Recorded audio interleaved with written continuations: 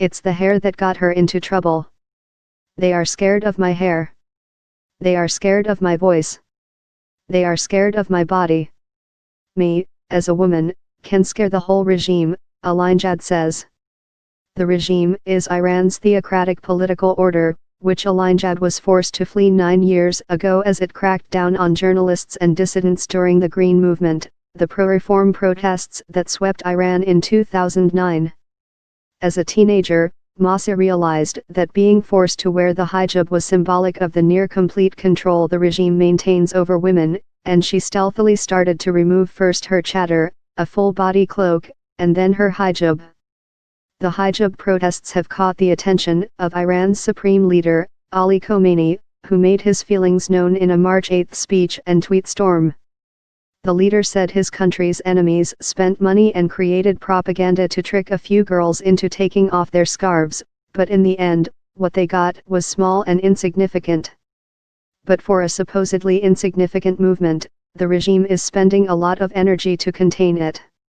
According to the Tasnim news agency, the regime has arrested at least 29 women who participated in the protests this year. Vida Muvahed, a 31-year-old mother, was the first. She took off her headscarf, climbed a utility box and waved the scarf around on a pole in the center of Tehran. The image went viral, and many more women have since imitated the brazen act. According to the Center for Human Rights in Iran, slanted metal sheets have been installed on utility platforms to make them harder to perch on. Some of the protesters, collectively known as the Girls of Revolution Street, have received jail sentences of up to 2 years. And most recently, the well-known human rights lawyer representing some of the women, Nasrin Sotoudeh, was herself arrested. Sotoudeh faces national security-related charges for simply meeting with a client who participated in a hijab protest. For her part, it's not surprising that Alinejad would end up clashing with the hardline regime.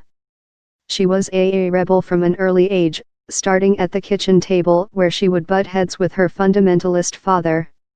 He was a member of the Basij, a paramilitary force that, like the morality police, defends the strict social codes swept in after the 1979 Iranian Revolution, including the law that makes it a crime for a female above the age of puberty to be without a hijab in public.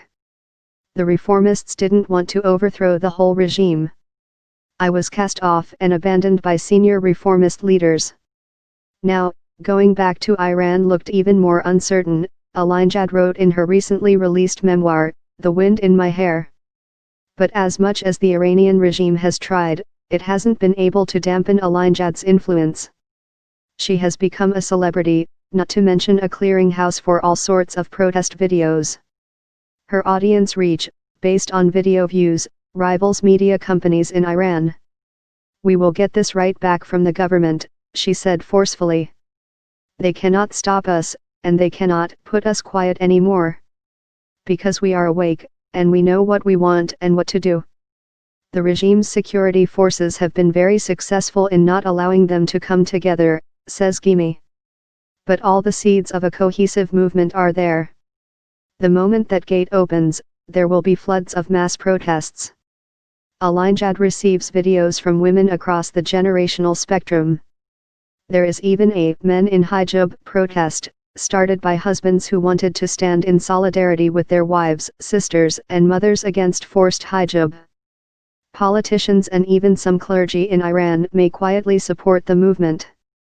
A female member of the Iranian parliament, Nahid Tajuddin, tweeted in early March, "The girls of Revolution Street are the same girls who have been stopped behind the gates of gender discrimination in university enrollment quotas, in the workplace, in political participation, in getting government management posts, in sports arenas, in performing live music on stage."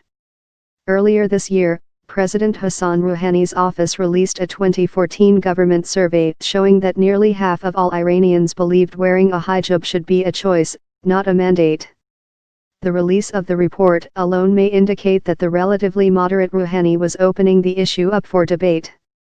But the hardliners are unmoved, including Alinejad's own father.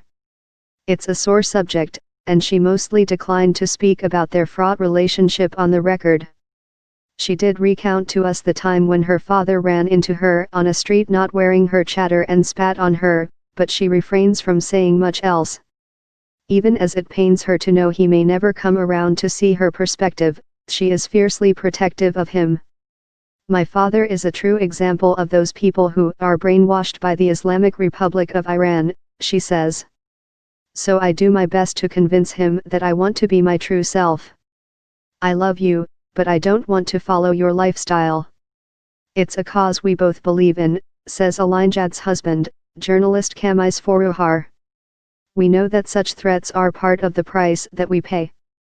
Alinjad followed Foruhar as his career took him from the UK to the US, and she now stages her weekly rebellions from their Brooklyn home. I'm hugely proud of what she is doing and also in awe of how smart she is in figuring out the angles of the campaign, what's the best way of generating the movements, how she's pushed this campaign all by herself independently, Foruhar says.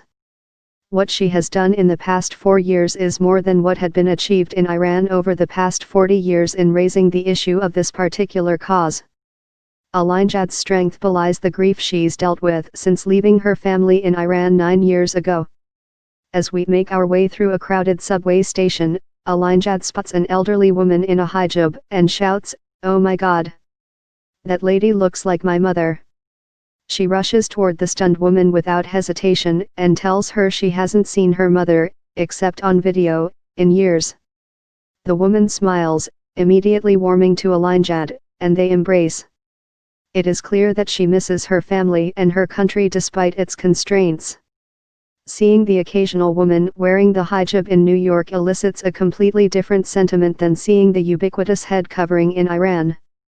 I take pictures when I see women here wearing hijab and I send it to my mom and say, "Show it to dad. Tell him women are allowed to choose what they want to wear," she says. We are fighting for freedom of choice.